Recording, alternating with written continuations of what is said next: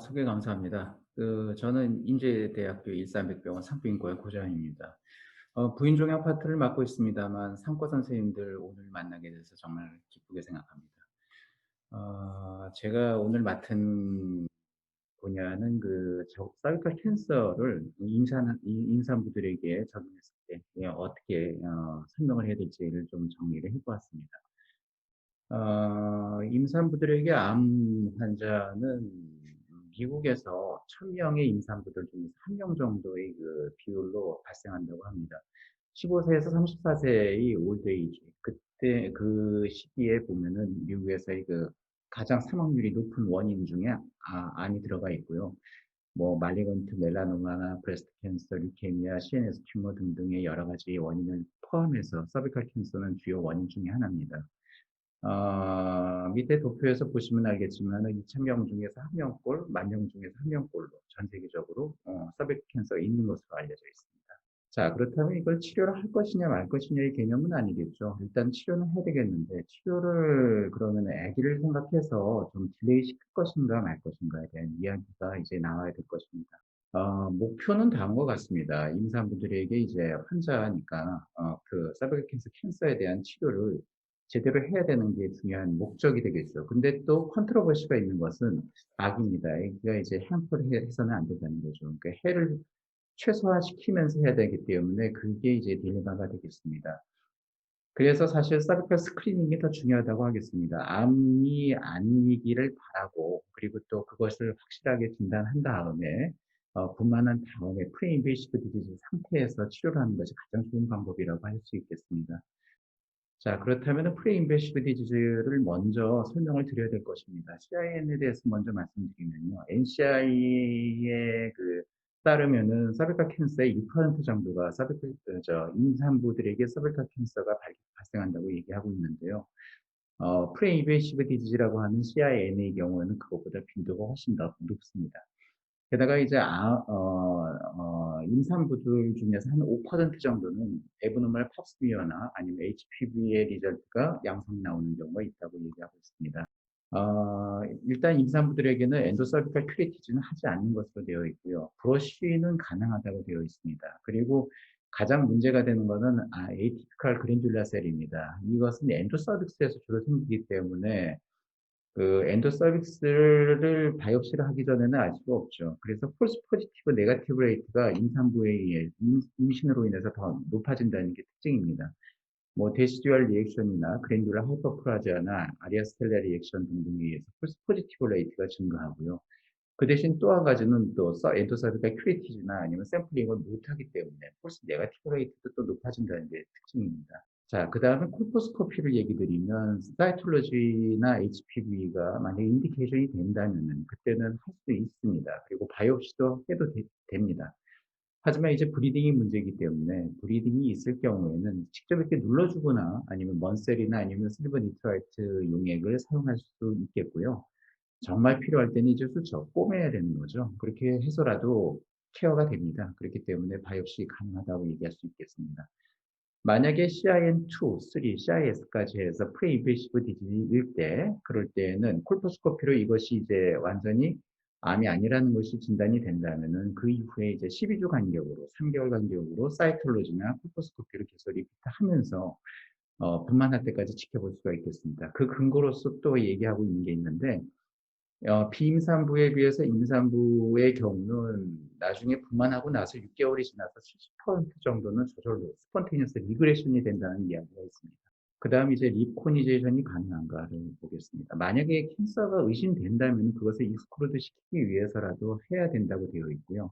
하는 적정 시기는 14주에서 20주 사이입니다. 아니면 페탈 머추리티가 다 성숙되는 이후, 그 이후에 가능하다고 되어 있고요.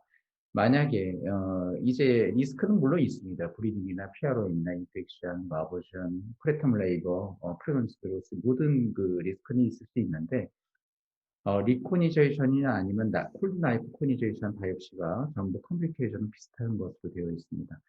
자, 이제는 서비컬 캔서에 대해서 좀 말씀을 드리고자 합니다.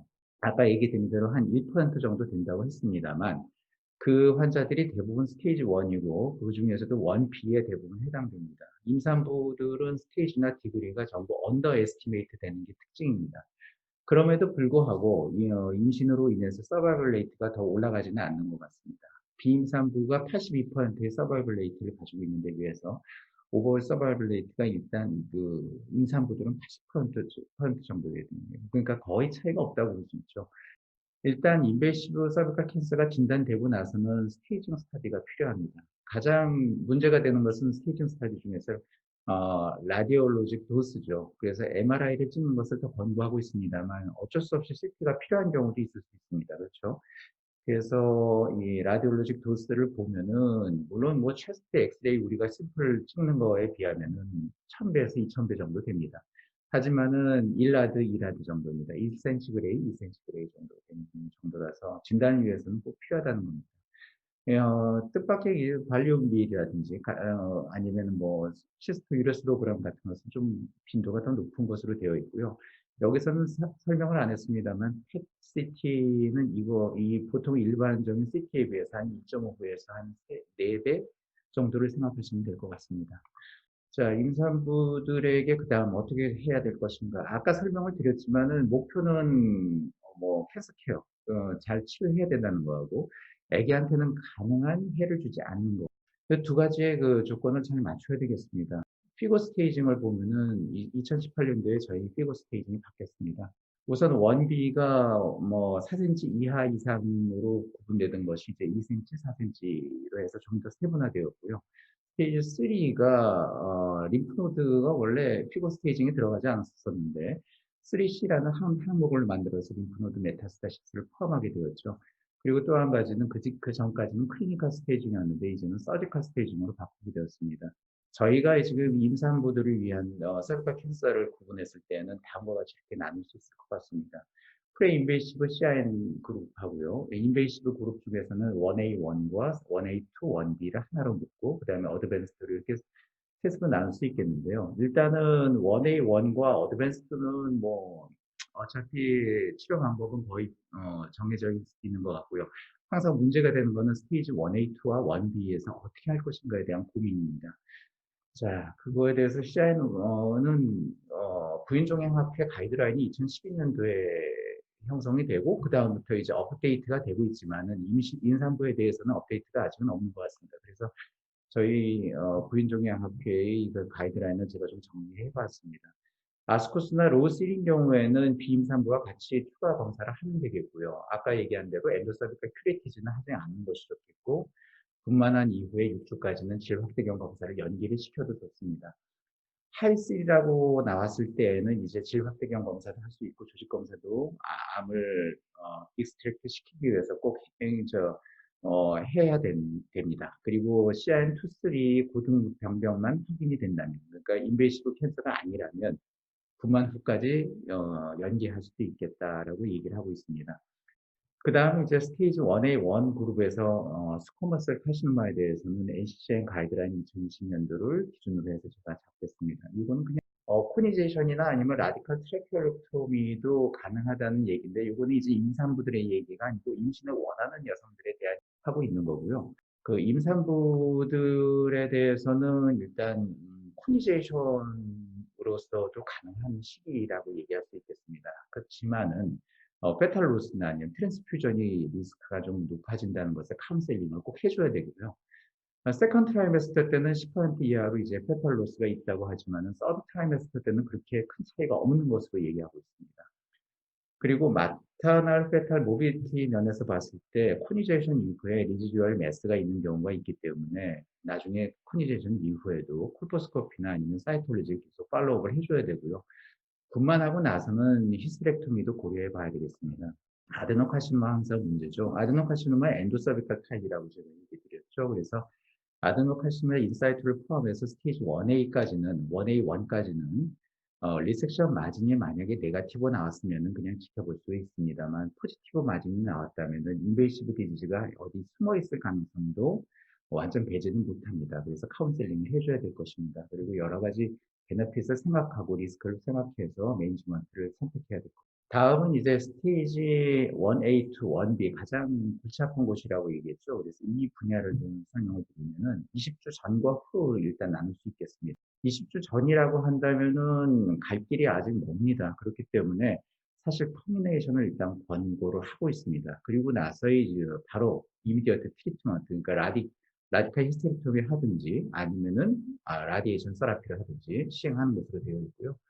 라디에이션 세라피는 만약에 이제 3주 동안 기다렸는데 스폰테니어스 아보션이 되지 않을 때는 아기가 있는 상태에서 바로 라디에이션 세라피를 시행할 수도 있겠습니다. 만약 라디칼 히스테렉토미를 고려하고 있다면은 세자리안 델리버리 한 이후에 바로 그냥 진행할 수도 있겠고요. 하지만은 뭐 임산부들 얘기는 아니고 임신하기 전에 이제 앞으로 임신을 원하는 사람들의 경우는 아까 설명드린 대로 NCCN 가이드라인 대로 트라키렉토미도 가능하다. 그리고 트라키렉토미를 하고 나서는 2% 정도는 재발할 수 있고 4%는 이제 생존력 있는 아이가 분만될 수 있다라는 설명을 해줄 수 있겠습니다. 20주가 넘어가면 그나마 이제 조금만 기다리면 되겠죠. 그만할 때까지 딜레이 시킬 수 있다라고 되어 있고요. 어, 일단 그 근거로서 논문 하나가 있습니다. 16주 정도, 평균 16주 정도를 딜레이 시켰습니다만 문제가 없었다는 이야기가 있습니다. 그래서 그런 논문을 간단히 좀 적어보았습니다. 어드밴스드 디지즈 이런 경우, 이게 다른 데로 메타가 됐거나 파라메트릭 인베이전이 있거나 이런 경우에는 이제 딜레이 시키지 말고 바로 치료하도록 되어 있습니다. 그것은 뭐 아까 설명을 드린 대로 얘기를 드리면 되겠고요. 하지만은 만약에 그 치료를 원치 않는 세컨드 트라이메스터 이전의 산모인데 어드밴스드 디지즈다 이렇게 이런 산모들 중에서 만약에 뭐 서비스 캔서에 대한 그 이미디어트 트리트먼트를 원치 않는 경우에 어떻게 할 것이냐는 겁니다. 그럴 때 이제 네오어주반트 케모세라피를 하면서 좀 잡아주고 있다가 분만하고 나서 생존력이 있을 때 분만하고 나서 케모 라디에이션 세라피를 시행할 수도 있다는 이야기들이 논문들이 가끔씩 나오고 있습니다. 뭐 그 정도입니다. 자, 다음은 이제 서브칼 캔서의 트리트먼트 모드에 따라서 몇 가지 좀 설명을 드릴까 합니다. 일단 델리버리는 바자날 델리버리를 시킬 것이 좋은지, 세사란 섹션이 좋은지 이거에 대한 컨센서스는 아직 없습니다. 하지만 벌키한 경우라든지 플라이어블한 경우에는 출혈이 있을 수 있기 때문에 그런 위험도 때문에 바자날 델리버리 하는 것이 좋겠다는 얘기를 하고 있고요. 또 바자날 델리버리를 바자날 델리버리 아니면 세사란 섹션 하는 것이 좋겠다고 설명하고 있고요. 세사란 섹션을 하는 것이 좋겠다고 하는 그룹 중에서 또 한 가지는 뭐냐면 에피지오토미 사이트에서 리커하는 경우가 있을 수 있다는 겁니다. 분만한 이후에 6개월 내에 대부분이 리커한다고 되어 있습니다. 그 다음에 라디에이션 세라피입니다. 라디에이션 세라피는 보통 저희가 트리트먼트 목적으로 하는 경우에는 4,500cc, 4,500 라디 이상을 사용하게 됩니다. 만약 엠브리오의 경우에, 엠브리오는 이제 10cc, 10cc 정도만 노출이 되더라도 사망하게 되어 있고요. 그리고 16주 넘어가면 50cc 이상일 때는 심각한 그 건강상의 문제가 발생할 수 있다고 되어 있습니다. 그러니까 4,500cm는 거의 뭐 어렵다고 봐야 되겠죠. 그리고 이제 태어나고 나서 사춘기 여성의 경우는 한 2,000cm 정도를 노출하게 되면은 불임이 될 수 있고요. 그리고 40대 이상의 나이 연세에 드신 분들은 600cm 정도 이상이면은 폐경이 되는 것으로 이렇게 설명을 하고 있습니다. 케모세라피에는 대부분의 카테고리가 D 혹은 X에 해당됩니다. 게다가 몰레큘러 웨이트가 400kg 달성 이하이기 때문에 이거는 피부를 통해서 통과가 가능하고요. 아기한테 바로 영향을 줄 수가 있습니다. 그래서 스포테니어스 아보션이 되는 경우가 대부분이고 혹은 그때를 잘 넘어가게 된다면 영향을 크게 주지 않을 수 있습니다. 엄마의 입장에서는 마이올로 서프레션 때문에 이제 임신에 영향을 줄 수 있는 것이고요. 분만하고 나서 아기는 신생아의 경우는 태반에서 이제 익스크리션 펑션이 떨어지게 되고 태반이 떨어져 나가니까요. 그런데 비해서 본인은 또 헤비토레나 익스크리션 기능이 떨어져 있기 때문에 그로 인해서 도수가 축적되니까 애드버스 이펙트가 생길 수 있다는 얘기입니다. 다행스러운 건 오바리안 펑션은 대부분 이제 보존될 수 있다고 설명하고 있습니다. 케모세라피의 물론 오바리안 펑션을 떨어뜨리는 아드리아마신 같은 그 몇 가지 레지멘들이 있습니다만 그 이외 대부분은 괜찮은 것으로 되어 있습니다. 수술하는 동안에 이제 만약에 수술하게 되면 퍼스트 트라이메스터 때 하게 되면은 플랫폼 델리버리가 주로 많다고 되어 있고요. 오랫동안 수술하게 되면 그만큼 리스크도 높아지는 것으로 되어 있습니다. 세컨드 트라이메스터 때는 스틸버스나 콘덴트 아노말리 같은 것은 뭐 크게 영향을 주지 않는 것으로 되어 있습니다만 로우 버스 웨이트나 플랫폼 델리버리는 좀 더 많은 것으로 설명하고 있습니다. 그리고 임신한 상태에서 수술을 하게 될 때, 그때는 이제 페탈트레이트 모니터링을 계속 하면서 이제, 아기의 건강 상태를 계속 체크해야 됩니다. 만약에 페탈트레이트가 떨어진다면, 요새는 퍼퓨전이 떨어진다는 증거가 되니까요. 리포지셔닝을 해주기도 하고, 인트라바스큘러 볼륨을 익스텐션 시켜줘야 됩니다. 그리고 물론 이제 수술 이후에도 프레터 레이버나 ROM이나 컴플리케이션들을 최소화하기 위한 여러 가지 매니플레이션을 시행해야 되겠고요. 토콜라이픽스는 세컨드 트라이메스터 때는 별 도움이 되지 않지만 서드 트라이메스터 때는 도움이 되는 것으로 되어 있습니다. 뭐 지금까지 얘기해 드린 것들이 다 그렇습니다만 온콜로지 프로시저 자체가 일단 임산부들에 대해서 그 인디비주얼리제이션 시켜야 되는 것이 결국은 케이스 바이 케이스인 것 같습니다. 뭐 온콜로지 프로시저 자체는 뭐 여러 가지 변수가 있을 수 있습니다. 그래서 그 변수들에 대한 뭐 케이스 바이 케이스로 그 환자에 맞게끔 처치를 해야 되겠다고 생각하고 있습니다. 감사합니다.